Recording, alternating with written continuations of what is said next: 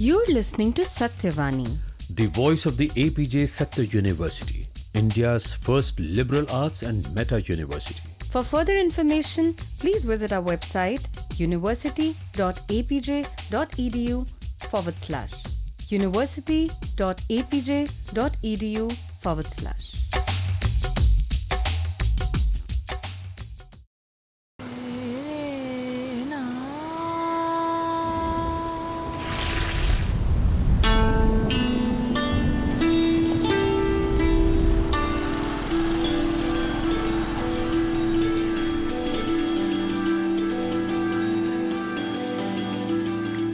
ताउम्र पकती है धीमी आंच पर, इसके हर घूंट में अलग नशा है। दिल लुभाने का तरीका कोई चाय से सीखे, जो सदियों से लोगों के दिलों पर राज कर रही है। चाय का लुत्फ उठाना अपने आप में एक अलग अनुभव है, चाहे वो जाड़े की धूप हो या हो हसीन वादियां। हर घर, हर नुक्कड़, हर कैंटीन में चाय का जिक्र तो जरूर है, चाहे वो काली चाय की बोल्डनेस हो, हरी चाय के नाजुक स्वाद हो या फिर सुखदायक हर्बल मिश्रण। चाय में हर किसी के लिए कुछ न कुछ है। एक थकान भरे दिन में, सुकून की तलाश में, हवा के झोंके में इलायची अदरक की खुशबू आए और वहीं चाय पीने का दिल कर जाए। सारी टेंशन को भुला देने वाली हो, हाथ में चाय की प्याली हो।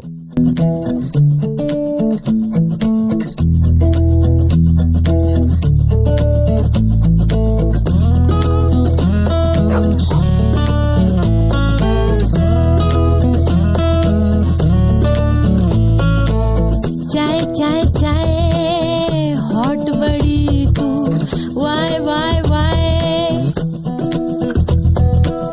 चाय चाय चाय हॉट बड़ी तू, वाय वाय वाय। दीवाना बना दिया आदत से मैं मजबूर, हाय हाय हाय।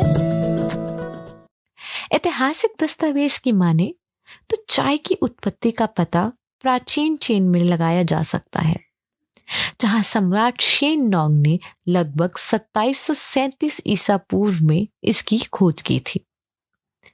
तांग राजवंश के दौरान चाय चीन में लोकप्रिय हो गई और सांग राजवंश के दौरान एक सामाजिक पेय बन गई।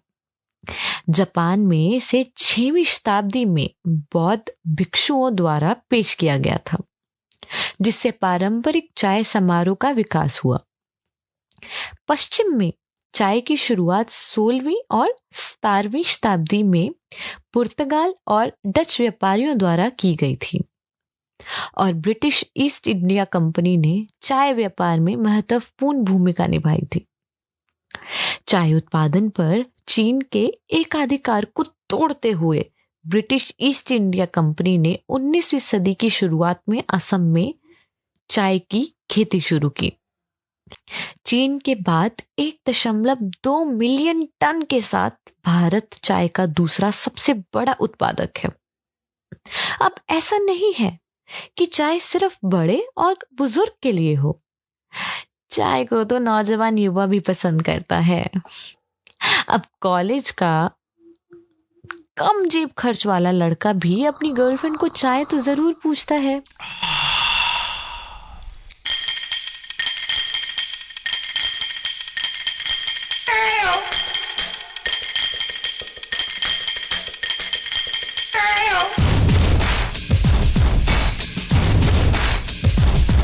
एक गरम चाय की प्याली हो, कोई उसको पिलाने वाली हो, चाहे गोरी हो या काली हो, सीने से लगाने वाली हो। मिल जाए तो मिट जाए हर गम।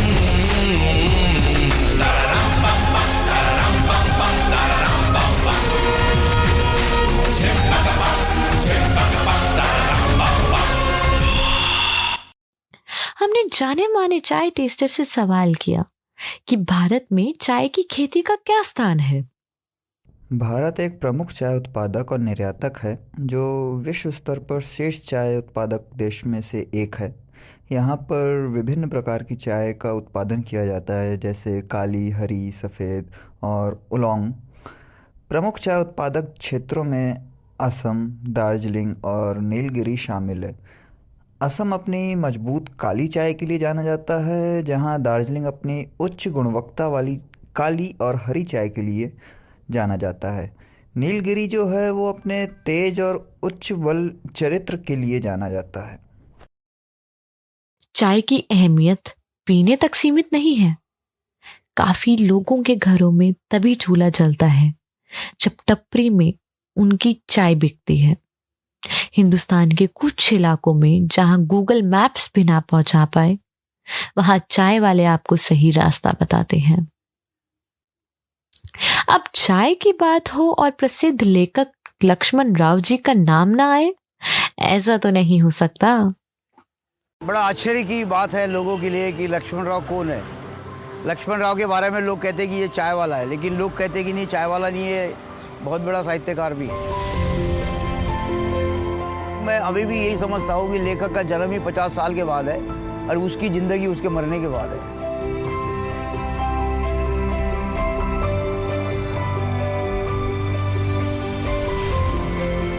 आइए सुनते हैं चाय एक्सपर्ट से कि अच्छी चाय की क्या पहचान है। सबसे अच्छी चाय व्यक्तिपरक होती है और व्यक्तिगत प्राथमिकताओं पर निर्भर करती है। एक अच्छी चाय की पहचान करने के लिए चाय की पत्तियों की गुणवत्ता, ताजगी, मसाला मिश्रण, सुगंध बनाने की विधि और घर पर बनी चाय पर विचार करें। उच्च गुणवत्ता वाली काली चाय की पत्तियां, ताजगी, मसालों का संतुलित मिश्रण और तेज सुगंध आवश्यक है। घर पर बनी चाय सामग्री की गुणवत्ता और मात्रा पर नियंत्रण की अनुमति देती है। चाय की बात हो तो उत्तर भारत की अदरक वाली चाय को नहीं भूल सकते। अदरक वाली चाय सिर्फ स्वाद ही नहीं, फायदे भी देती है। सर्दी में खांसी जुकाम से बचाने वाली अदरक वाली चाय ही तो है। टाइम्स फूड की एक रिपोर्ट के अनुसार ऐसा माना जाता है कि भारतीय लोग ज्यादातर मसाले वाली चाय पसंद करते हैं। चाय की प्याली ने अपनी दिलचस्पी मसालों में भी दिखाई। अदरक, इलायची, काली मिर्च और दालचीनी से बनी ये चाय बहुत मशहूर है। चाय और उसके स्वाद का लेना देना सीधा उसकी पत्तियों से है। देश की सबसे बढ़िया चाय असम और दार्जिलिंग चाय है। असम का अनोखा भूगोल, समृद्ध उपजाऊ मैदान और आर्द्र जलवायु इसके साथ विशिष्ट स्वाद प्रोफाइल में योगदान करते हैं।